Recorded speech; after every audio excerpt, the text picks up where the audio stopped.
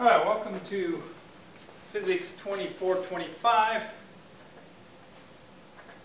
I'm starting here in Chapter 1, and this is Chapter 1 in the book by Knight. This is the book right here. This is the book for the class, and we will do 13 chapters in this book. At least 12. If we have time, we'll do Chapter 13 as well. So this book can be bought as an e-book as part of Mastering Physics, but you need to have this because this is the book that we're going to go through and learn from. All right, that's also the same book you'll use if you take 2426 and Physics 333. They use all different parts of that same book. All right, so Physics 2425, Chapter 1.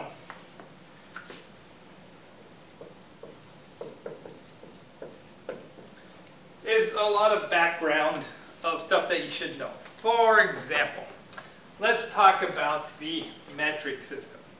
Because in here, that's all we use pretty much is the metric system. Occasionally we might throw in one that's not the metric system, just so you can see how messed up the other systems are. So the metric system, or the MKS specifically system, is the one we're going to use. And it's the standard by which physicists use throughout the world. Everybody uses the same system. And it's based on the unit of length, which is a meter, right here. It's based on the unit of mass, which is a kilogram.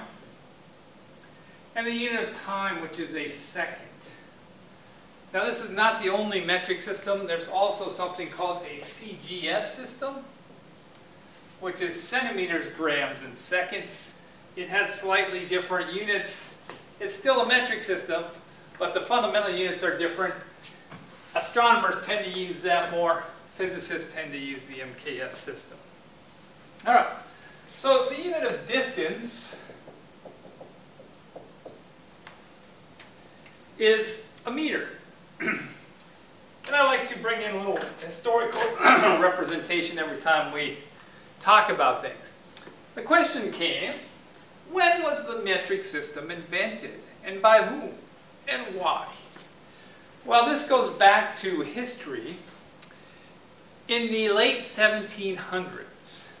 Remember 1776, the U.S. had its revolution, or started its revolution. But shortly thereafter, the French had their revolution, where they overthrew the royalty and got rid of anything that had anything to do with royalty at all. That included the standard units.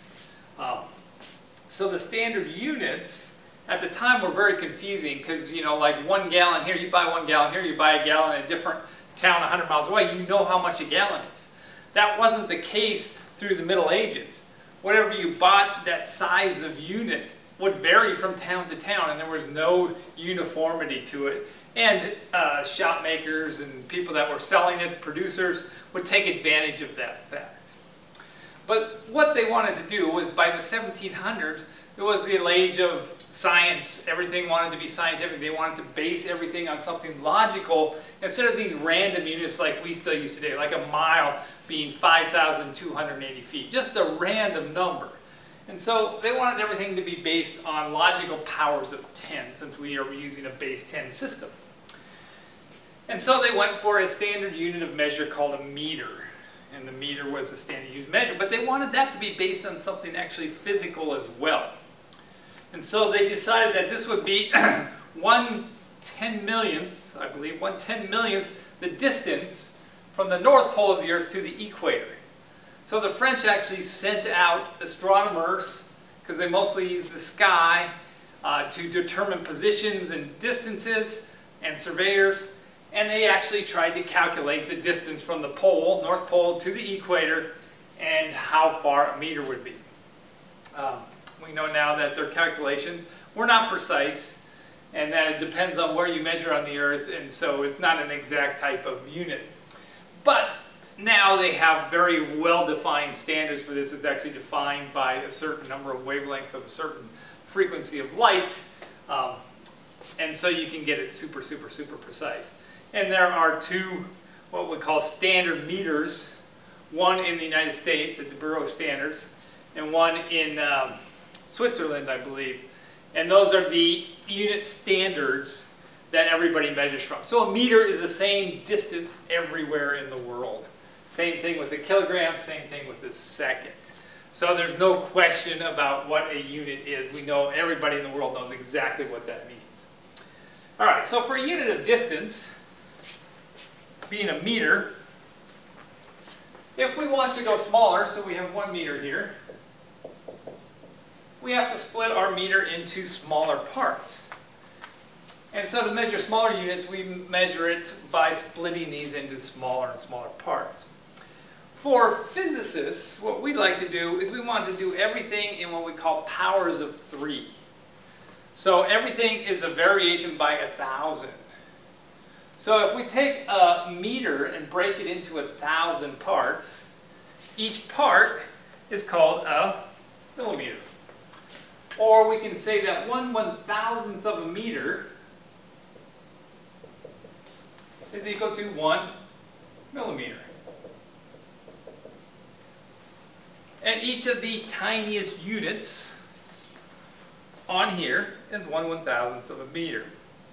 Now the bigger units, the ones that you see 10, 20, those are centimeter. Remember, cent means 100th. So, like a century, 100.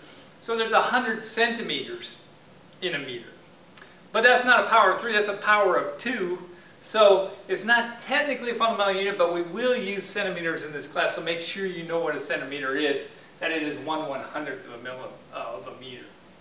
All right, now we go smaller than that lots of times, especially scientists that deal in very tiny objects. They say, okay, let's do 1/1000th of a millimeter. And if you do 1/1000th of a millimeter, you are actually doing 1/1,000,000th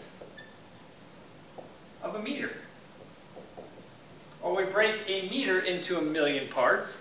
If you break a meter into 1,000,000 parts, you get a micrometer.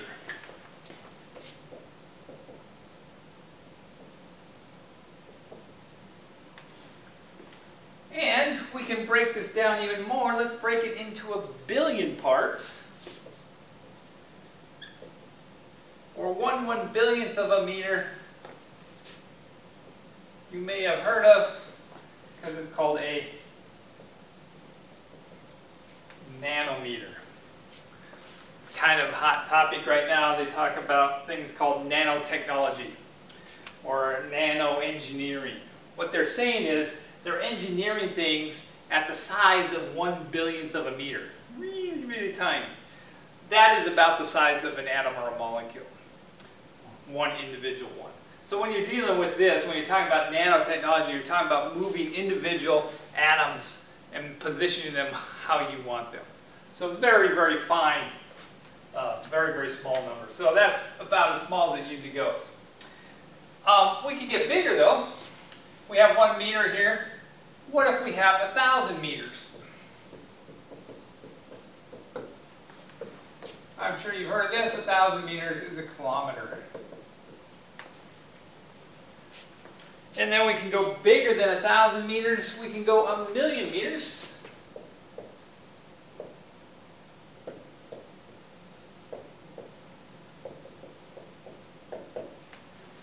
And 1,000,000 meters is a megameter.